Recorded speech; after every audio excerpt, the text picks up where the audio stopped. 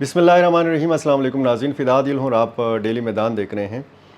अफ़गानिस्तान में सूरत हाल काफ़ी तेज़ी से बदल रही है। कुछ लोगों को लगता है कि ये जो बदख्शां और नंगरहार में हो रहा है ये इतने बड़े वाक़यात नहीं हैं। हो भी सकता है कि बड़े वाक़यात ना हों, क्योंकि अफ़गानिस्तान एक बहुत बड़ा वसी और अरीज़ मुल्क है। पूरे अफ़गानिस्तान के ऊपर तालिबान का कंट्रोल है। और अगर अफ़गानिस्तान जैसे मुल्क में बदख्शां के अंदर शुमाली सूबा है और मशरक़ी सूबा नंगरहार के अंदर आम लोग निकलते हैं और तालिबान के ख़िलाफ़ मुज़ाहरा करते हैं, तो ये मामूली वाक़या नहीं है। ये उस तरह मामूल के वाक़यात नहीं हैं कि जिस तरीके से बाकी ममालिक में मुज़ाहरे होते हैं, लोग सड़क पर निकलते हैं, एहतजाज होता है। बदख्शां हो या नंगरहार हो, दोनों जगहों पर, दोनों सूबों में पुरतशद्दुद मुज़ाहरे हुए हैं। दोनों जगहों पर नुकसान हुआ है, जानी नुकसान हुआ है। 2 लोग मारे गए, बदख्शां के 2 अज़ला में, और इसी तरह नंगरहार बिल्कुल मशरक़ी सूबा है अफ़गानिस्तान का और मुत्तसिल है पाकिस्तान की सरहद के साथ। जब आप तुरखम पार करते हैं, अफ़गानिस्तान से जाते हैं, पाकिस्तान से जाते हैं, अफ़गानिस्तान में दाखिल होते हैं, तो आप नंगरहार में दाखिल होते हैं। नंगरहार का मशहूर शहर जो है ये जलालाबाद है। जलालाबाद और तुरखम पाकिस्तानी सरहद के बीच में इलाका है। यहाँ पर एक सरकारी इमारत तामीर करना चाह रही थी अफ़गान हुकूमत, और इसके लिए फ़ैसला किया गया कि यहाँ पर रिहाइशी जो कुछ मकानात हैं उनको खाली कराया जाए और उनको मस्मार कराया जाए, और फिर इसके बाद यहाँ पर वो सरकारी बिल्डिंग जो है ये तामीर की जाए। ये सरकारी बिल्डिंग कस्टम के मकासद के लिए इस्तेमाल की जानी है। कस्टम क्लियरेंस ये एक सेंटर बनाया जाना है इस जगह पर। मकामी लोगों का कहना है कि ये उनकी अपनी ज़मीन है, उनके पास इसके दस्तावेज़ात, इसकी असनाद मौजूद हैं। जो मकामी इंतज़ामिया है तालिबान की, उनका ये दावा है कि ये सरकारी ज़मीन है। अब इस पे मामला हुआ और मामला जो है वो पुरतशद्दुद वाक़यात में तब्दील हो गया। फायरिंग हुई। किसने पहले फायरिंग की ये अभी देखा जाना है, इसकी तहकीक होनी है। इसमें तालिबान फ़ोर्स का एक अहलकार मारा गया और 4 दीगर आम शहरी मारे गए। कुछ मीडिया रिपोर्ट्स के मुताबिक 2 अफराद जो हैं आम शहरी, ये इस वाक़े में मारे गए हैं। अब बदख्शां में भी इसी तरह जानी नुकसान हुआ और नंगरहार में भी हुआ। बदख्शां में मामले की नोयत कुछ और थी। वहाँ पर पोस्त की जो फसल है उसको तलफ़ कर रहे थे तालिबान। मकामी लोगों ने मुज़ाहमत की। उनका ये कहना था कि पोस्त की जो फसल है उसको तलफ़ किए जाने के अमल के दौरान कुछ बागात को भी नुकसान पहुंचा, दीगर फसलों को भी नुकसान पहुंचा, और जो बागात की चारदीवारी है उसको भी तालिबान फ़ोर्स ने नुकसान पहुंचाया। तो इस पर वहाँ पर मुज़ाहरे हुए, लोगों ने नहीं करने दिया या लोगों ने मुज़ाहमत की। तो फिर इस तरह 2 जो शहर हैं, 2 जो अज़ला हैं, यहाँ पर पहले एक शहर में मुज़ाहरे हुए, फिर अगले रोज़ दूसरे दिन दूसरे शहर में मुज़ाहरे हुए, और फिर उसके बाद मकामी अमायदीन ने, तालिबान की हुकूमत ने एक कमेटी बनाई।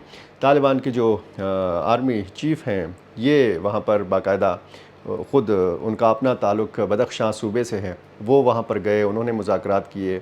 कुछ मकामी उलमा जो हैं ये उस मुज़ाकरात में इन्वॉल्व हुए, वो मामला ठंडा कर लिया गया।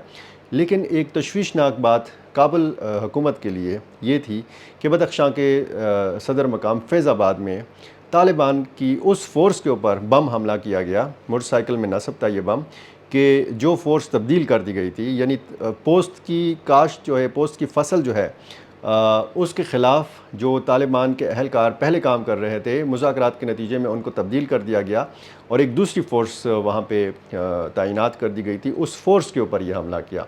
दाइश खुरासान ने उस हमले की ज़िम्मेदारी कबूल की थी और उसमें दावा किया था कि तालिबान के जो फ़ौजी हैं उन्होंने 12 तालिबान के फ़ौजी जो हैं ये मारे हैं।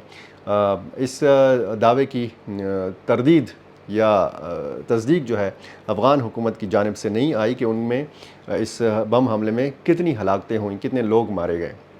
बहरहाल उसके बाद जो नंगरहार जलालाबाद का वाक़या है ये ख़ासा अलार्मिंग है, तालिबान की हुकूमत के लिए अलार्मिंग है।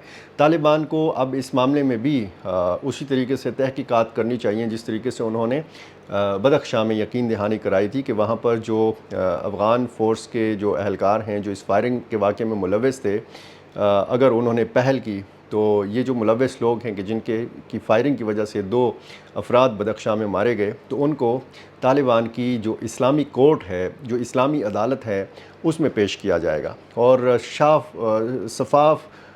صاف اور شفاف طریقے سے اس واقعے کی تحقیقات کی جائیں گی۔ یہ یقین دہانی افغان طالبان نے کرائی، اور وہ معاملہ اس طریقے سے وہاں پہ ٹھنڈا کر لیا گیا۔ اب جو یہ معاملہ ہے، اس کی نوعیت دوسری ہے۔ یہاں پر کچھ زمین، مبینہ طور پر سرکاری زمین کا معاملہ ہے۔ لوگوں کو کیسے مطمئن کیا جائے گا اس معاملے میں؟ ظاہر ہے کہ طالبان کی اپنی جو مصالحتی کمیٹی ہے، اس کے ارکان فوری طور پر پہنچے ہوں گے، انہوں نے بات کی ہوگی۔ اگلا جو دن تھا ان مظاہرے کے، وہ پرامن گزرا تھا، اس میں کچھ نہیں ہوا، لیکن اطلاعات یہ ہیں کہ یہ معاملہ بھی ٹھنڈا کر لیا جائے گا۔ لیکن سوچنے کی بات یہ ہے کہ جب افغانستان کا اتنا وسیع اور عریض رقبہ ہے، تو ظاہر ہے کہ کچھ نہ کچھ ایسے واقعات آئندہ بھی ہوتے رہیں گے، اور طالبان کے لیے تشویشناک بات یہ ہے کہ کیسے عام لوگ اتنی جرأت کر سکتے ہیں کہ وہ ان کے خلاف سڑک پر نکل آئیں، ان کے خلاف مظاہرے کریں۔ تو باقاعدہ طالبان کی جو صفیں ہیں ان میں یہ تشویش پائی جاتی ہے، اس میں یہ سوچ پائی جاتی ہے کہ لوگوں کو مطمئن رکھنا جو ہے یہ بھی بہت ضروری ہے۔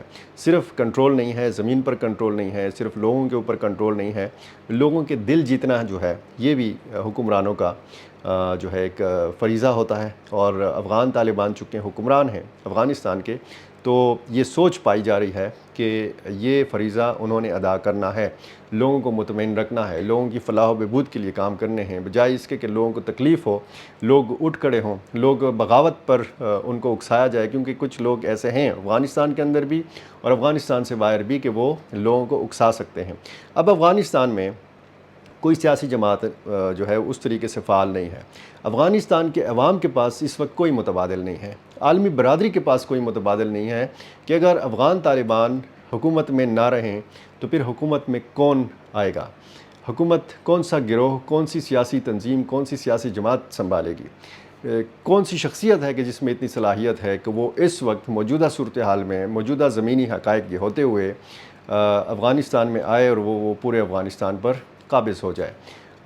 جس طریقے سے بھی ہے آج افغانستان کے طالبان کا کنٹرول ہے پورے افغانستان کے اوپر، تو پھر ان کا یہ فرض بھی ہے کہ وہ پورے افغانستان میں اپنی پالیسیز کے ذریعے لوگوں کا دل جیتیں، اور اس قسم کے واقعات کی جو تکرار ہے یہ نہ ہونے دیں۔ اگر کوئی مسائل بھی ہیں تو فوری طور پر ان مسائل کو حل کیا جائے، یہ دیکھا جائے کہ کہیں طالبان فورس میں ایسے لوگ تو نہیں ہیں کہ جو اس قسم کے واقعات کو طاقت کے زور سے روکنا چاہتے ہیں، فوری طور پر سیدھی فائر کر دیتے ہیں، یا یہ بھی تحقیق ہونی چاہیے کہ طالبان کو بدنام کرنے کے لیے تو کوئی سرگرم نہیں ہے۔ ایسے واقعات میں پھر شرپسند عناصر بھی گھس جاتے ہیں، تو پھر اگر شک کا فائدہ دیا جائے طالبان کو تو پھر اس نقطے کے اوپر، اس پہلو کے اوپر بھی سوچا جانا چاہیے۔ اب یہ اندرونی دباؤ ہے افغان طالبان کے اوپر، بیرونی دباؤ بھی مسلسل پاکستان کی جانب سے بڑھ رہا ہے۔ پاکستان DGISPR نے جو ایک پریس کانفرنس کی تھی، اس میں آپ کو پتہ ہے کہ ایک بار پھر بڑا واضح انداز میں بتایا گیا تھا کہ جو پاکستان میں دہشت گردی کے حملے ہوتے ہیں اس کی منصوبہ بندی افغانستان میں ہوتی ہے۔ افغانستان میں TTP کی قیادت موجود ہے، اور اسی طرح جو رد عمل آیا تھا افغان طالبان کی جانب سے، عنایت اللہ خوارزمی جو ترجمان ہیں افغان وزارت دفاع کے، انہوں نے یہ کہا تھا کہ ہماری جو افغانستان کے اندر جو کارروائیاں ہوتی ہیں داعش کی جانب سے، اس کے لیے پاکستان کی سرزمین ہمارے خلاف استعمال ہو رہی ہے۔ یہ ایک جوابی رد عمل تھا۔ اب یہ بیانات، بلیم گیم، اس کا فائدہ کوئی نہیں ہو رہا، اس کا نقصان ہی ہو رہا ہے۔ دونوں ملکوں کے بیچ میں خلیج بڑھ رہی ہے، کابل اور اسلام آباد کے فاصلے جو ہیں یہ بڑھ رہے ہیں، تو یہ فاصلے مٹھانے کے لیے ضروری ہے کہ دونوں ملک ایک دوسرے کو سنیں، دونوں ملک ایک دوسرے کے چیلنجز سے، ایک دوسرے کے مسائل سے اچھی طرح واقف ہیں۔ دونوں ملکوں کو پتہ ہے کہ دونوں ایک دوسرے کی ضرورت ہیں۔ اگر کابل اور اسلام آباد کے تعلقات خراب رہیں گے تو ظاہر ہے کہ پاکستان اور افغانستان کے عوام متاثر ہوں گے، پاکستان اور افغانستان کے جو تاجر ہیں یہ متاثر ہوں گے، اور دونوں ملکوں کی تجارت جو ہے اس کو مزید نقصان پہنچے گا۔ تو ضرورت اس امر کی ہے کہ ایک ایسا کمیشن بنایا جائے کہ جس میں یہ سارے مسائل ایڈریس کیے جائیں، اس میں دیکھا جائے کہ کہاں پہ جو خامیاں، کمزوریاں، کوتاہیاں ہیں ان کو دور کیا جا سکتا ہے، اور دونوں ملک مشترکہ طور پر کیسے آگے بڑھ سکتے ہیں۔ بہت شکریہ۔